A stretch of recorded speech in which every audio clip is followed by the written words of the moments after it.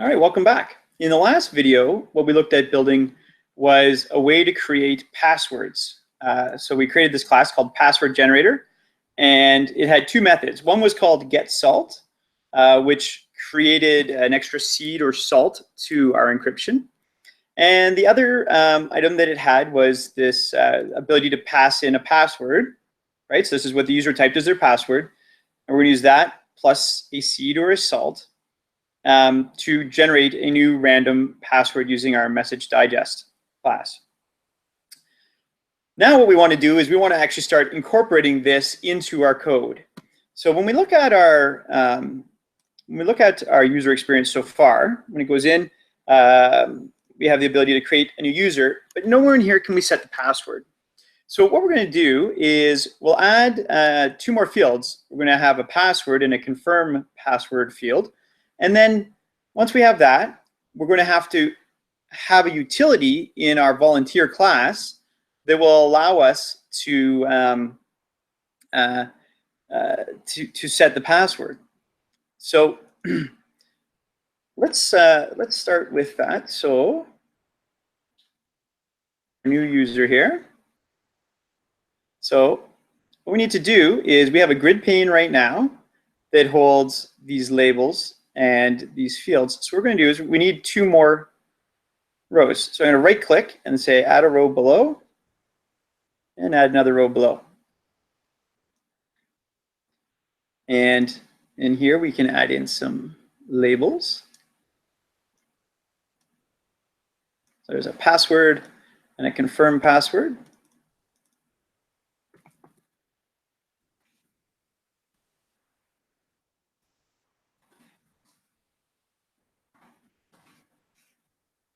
Now, up till now, we've always used text fields so the user can enter anything they want. When you're using passwords, typically you wouldn't use a text field because what happens is now anyone that's looking over their shoulder or any camera can actually see their passwords. So to try to make it a little bit tougher, there's actually another utility we can use called the password field. Now, using it programmatically, it's the same as a text field. You can just get the text. But the user experience, what they see on screen, is actually just a bunch of dots. So hit save here. And let's go back to our controller for this view. So that's our new user view controller. And if we look at this controller, we had a few different buttons. A few different methods. So let me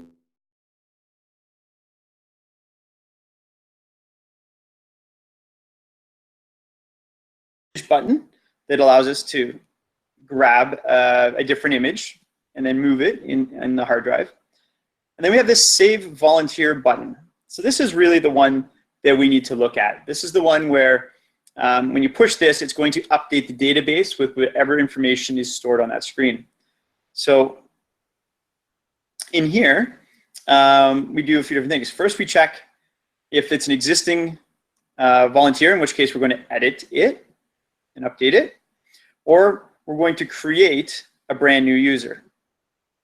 So if it's an edit situation, here we have this update volunteer in database, right, method. And down here, we have insert into the database. So we're going to actually have to modify both of those methods in order to handle this. So the first one we're going to do is let's handle just a brand new user. Okay, so we'll update this insert into database method. So if I go to my volunteer, so I go up to my model class and I go to my volunteer, the way when we do an insert into database, sorry, I want to keep both of these open here. What we're actually doing when we say insert into database is we've created a new user, okay? So there's our constructors. What we can do is we can actually create a method in the volunteer class that will, in essence, set the password, right? So we can say like volunteer set password. We haven't created the method yet, so it's going to fail. And we can read from our password fields, right? So here we created password fields, so we can work with that. And actually, before we do that, maybe what we want to do is we want to say validate password.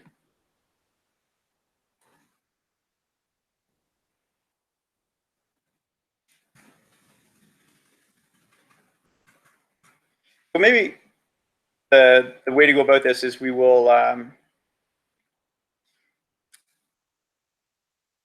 just sort of thinking through my head here a few different ways we could handle this, because I didn't feel like creating a whole other constructor with a password. But maybe that's really the most elegant way of doing it, because if we do it that way, we can't have a volunteer without a password. So let's do that. So we go to our volunteer class, and our base constructor is this one. It takes a first name, last name, phone number, and a birthday. So let's add in one more. Here's a password. Save. And here,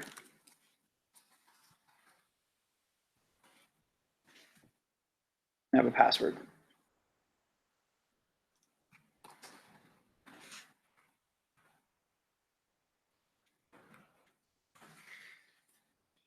So now it's going to break our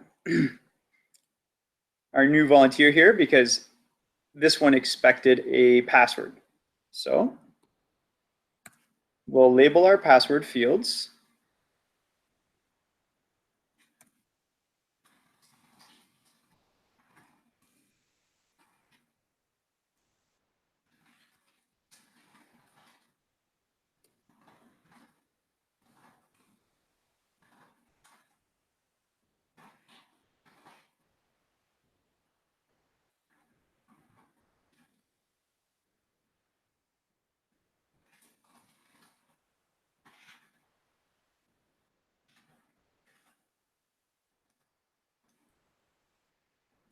Do I have a spelling mistake in here?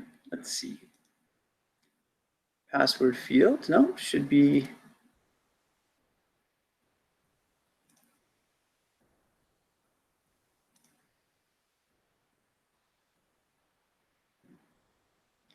I must have a typo in it because it's not seeing it.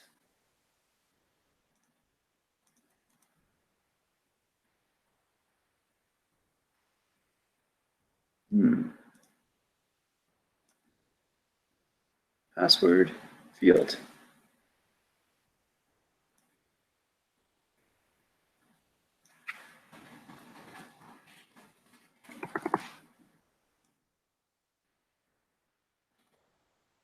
There we go. Saw it that time. Don't know why I didn't see it the first time, but now we have these. We can refer to these two fields. So there's my confirm and the password itself. So now that we have these, come down here. Before we try any of this, we should make sure that both the password and the password field are valid. So we're going to add another layer of security here, or another layer of checking anyways. We're going to say if valid passwords be a method that we create.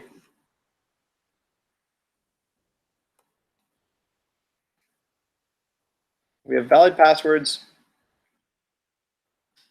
Then we can try and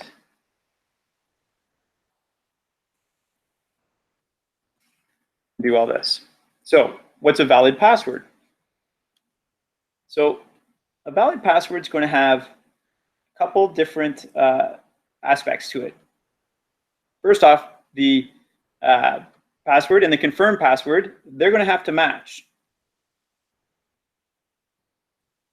And then we could add some other criteria to make it a little more robust.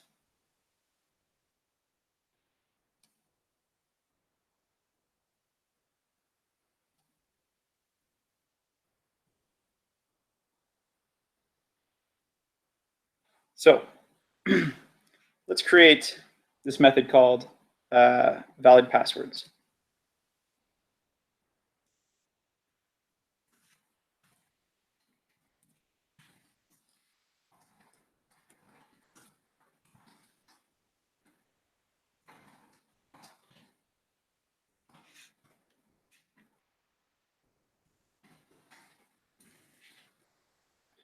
So it's going to return a Boolean. And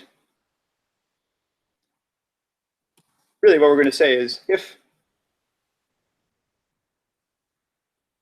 we call it pw field equals confirm pw field.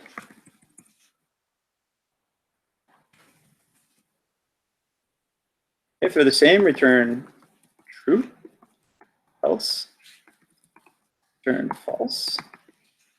Now, the reason that I created a separate method for this is absolute bare minimum for those two fields to check them. We're validating that this person's typed in the same password twice, but it could be the letter A in each one. It doesn't really, it doesn't do a lot for us.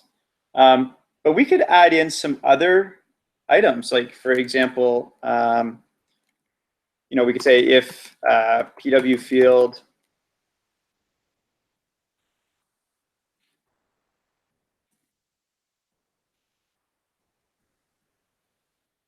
that was length. Why isn't right?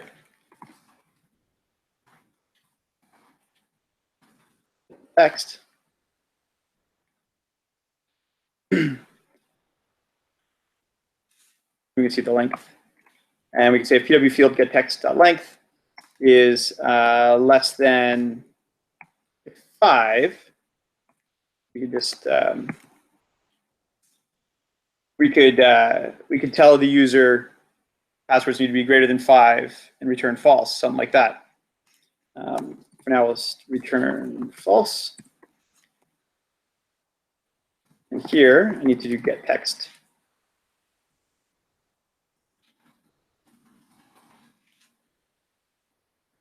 Okay. So we could do something like that. And we have this error message label. So if we wanted to, we could provide the user with some feedback. For example, we could say error message label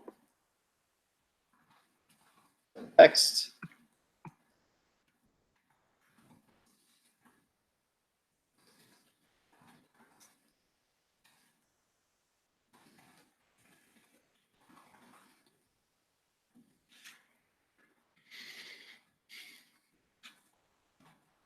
We could also do something like pattern matching.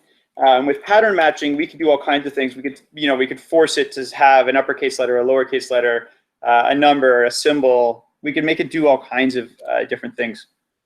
And there's lots of utilities out there, lots of information online on how you could create a pattern where you could use the matches method to check that. But I'm going to do a real simple one. We'll say it's going to be greater than 5, and they have to have the same value. So if this passes, then it'll come down to here, and if the two passwords match, then it'll return true. Otherwise, it's going to return false. And did I call the method something else? Oh.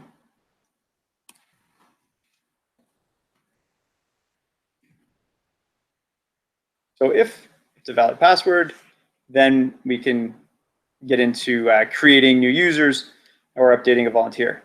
Now, if it is a valid instance, so here we're probably getting a misinformation here, and we need to add this volunteer. We need to add in at the end the password. So the password's going to be pdub field, type the text.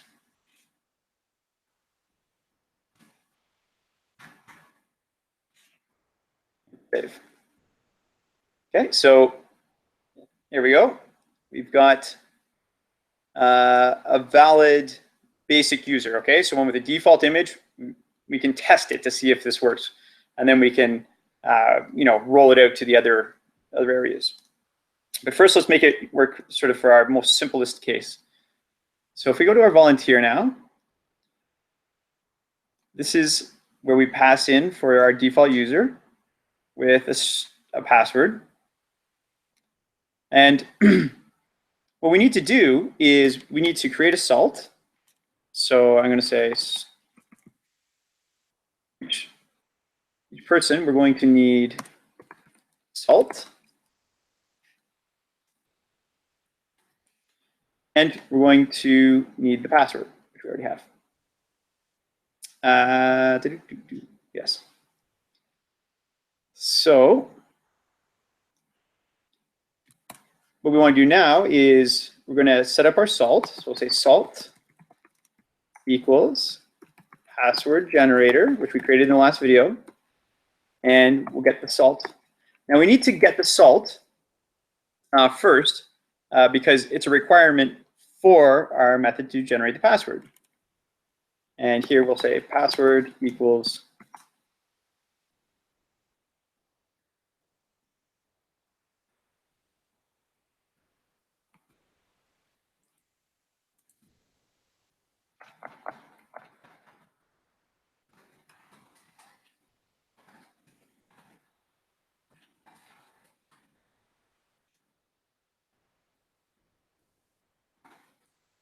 okay. So that will set in our instance variables the salt and the password. But we also need to update how we write this information into our database. And there's a couple other things here with the database. So one is, although we created this field in the last video to hold a password, the other thing is we need to store the salt. And the salt is actually an array of bytes. So we can't use a string for that. So what we're going to do is we're going to say alter table volunteers. We're going to add a column called salt, and the data type is going to be blob. That is a binary, storing binary information there. So now when we look at our table, it shows a salt.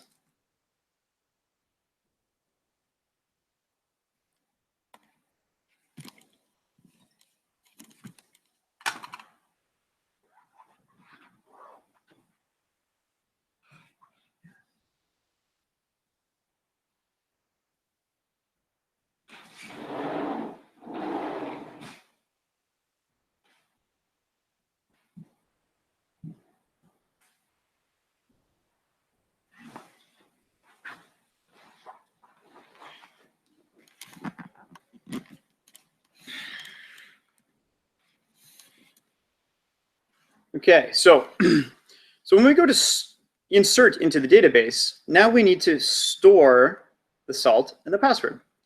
So let's go down to our insert into database method. Keep scrolling down. Insert into database. So here we have this method, or sorry, this SQL statement. It says insert into volunteers, first name, last name, phone number, birthday, and image file. What we need to add in here is password and salt. So password, salt. And we need to add in 2 more question marks. Okay, so this is a prepared statement.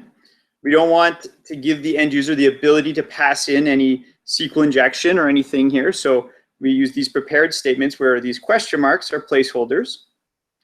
And then we let the system prepare the statement. So you'll actually look at these inputs and make sure that they're the right data type and that they don't contain any SQL injection in them.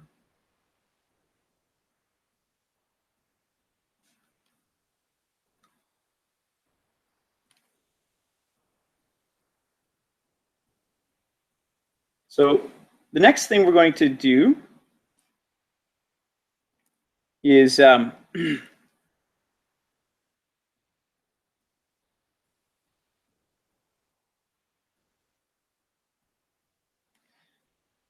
we need to update.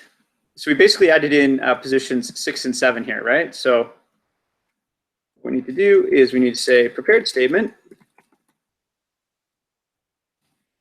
set the string, position 6, this is going to be our password. And in position 7,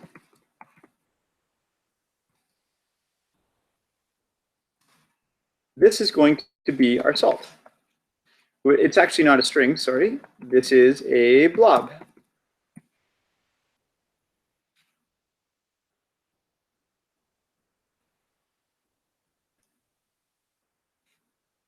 Oh. And to set a blob, to store something as a blob, it's actually a little more complex than just referencing it. We actually have to use something called new Java x.sql row set serial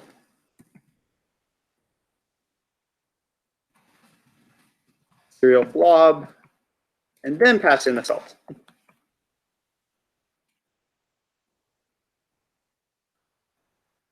I misspell that?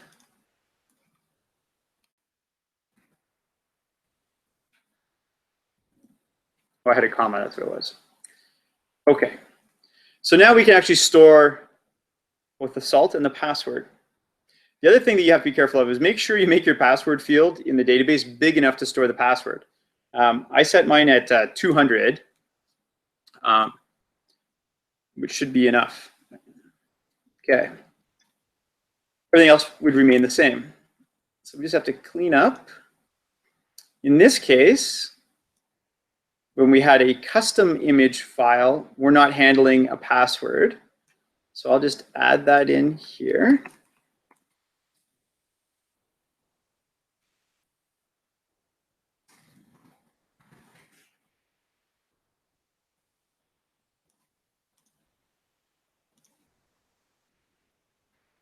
Okay. So this constructor now works with our base constructor, which expects a password to be put in. So you can't create a user without putting in some password. Now, before we can test all of this, we now need to go back and clean up all of our utilities. So first one here is our new user controller. Here we need to pass in password as well. So pdub text, or sorry, pdub field text.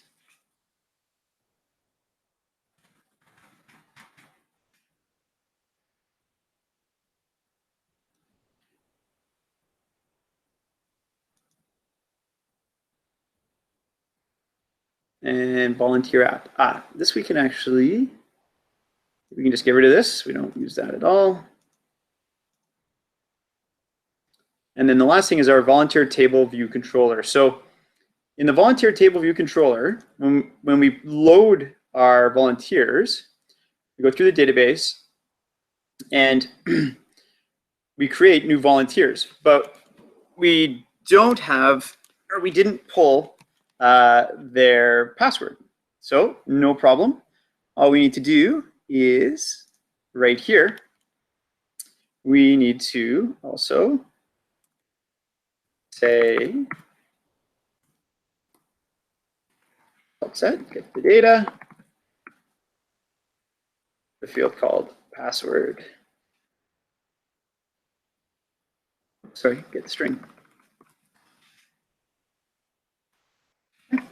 And that should satisfy that. So let's hit save.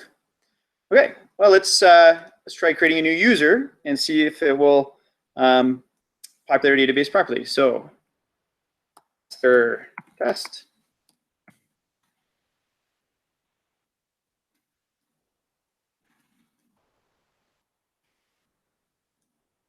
Our password will be simple.